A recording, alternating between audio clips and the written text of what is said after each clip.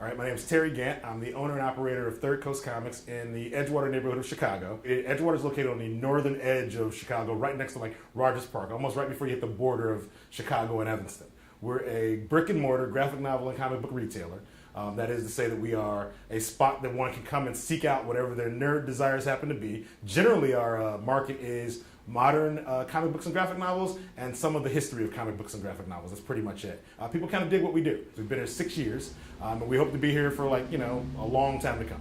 So between comic book and graphic novel, the major distinction is since basically the 30s, the comic book has been a monthly periodical that just basically hit the shelves so you could follow the serialized adventures of your heroes, right? By the time we get around to the graphic novel is a way for people to tell stories without serialization, right? They don't want you to come back next month. They give you the entire story in one volume right now.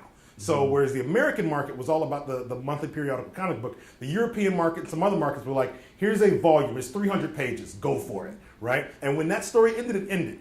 When Batman has the end of an adventure, Batman has another adventure, right? But let's say Cowboy X, when Cowboy X has an adventure, it might be 5 volumes long, but then there need be no more Cowboy X stories because Cowboy X's tale is done already.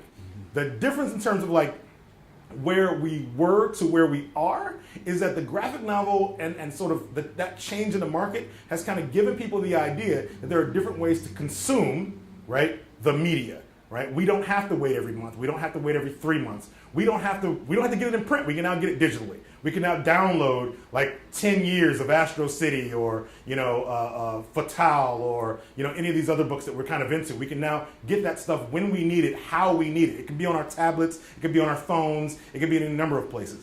This is what I like about the Francis Ellis mysteries, right? Everyone's always looking for what that next thing is going to be. How are we going to get to the consumer next? How are we going to tell this story differently than we told it before, right? In the 30s, you had like Lou Fine and you had like Jerry Robinson and you had all these guys back then, coming up with ways to reach kids through the comic book. We get all the way up to the 50s. We have the EC guys trying to like add that extra bit of titillation with that horror angle, right? Until they were basically like pressed out of business for political reasons. In the 60s, here comes Stan Lee and Jack Kirby, like basically reaching out to you with their comics. Like Kirby literally is having hands, like he's drawing them like they can literally come off the page, right? That was a change. All these changes happen. You're chasing these things down. You get to the 70s, and now we've got Walt Simonson and Bernie Wrightson and all these guys, Jim Steranko. All these guys are innovating the art form. They're all changed, but they're all still basically dealing in print, and they're still dealing with the major market in the comic book genre, right? In the 80s, the independent scene happens in a big way. Steve Rude, Tim Truman, all these guys show up. Matt Wagner, they all show up. Mike Grell, they're doing work now that sort of is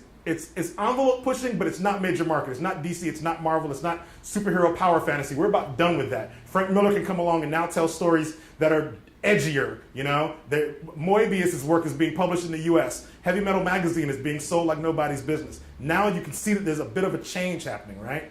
By the time we make it to the 21st century, we now have movies being the thing that everyone's chasing for that comic book feel, while at the same time, graphic novels are taking off like nobody's business. People thought they were priced out of the marketplace. Already, you've got all these comic book nerds going to Hollywood trying to turn that ability to write, right? They're trying to turn that text, that ability to type into something that hits the screen, that drives people nuts, right? Everyone's looking for that thing.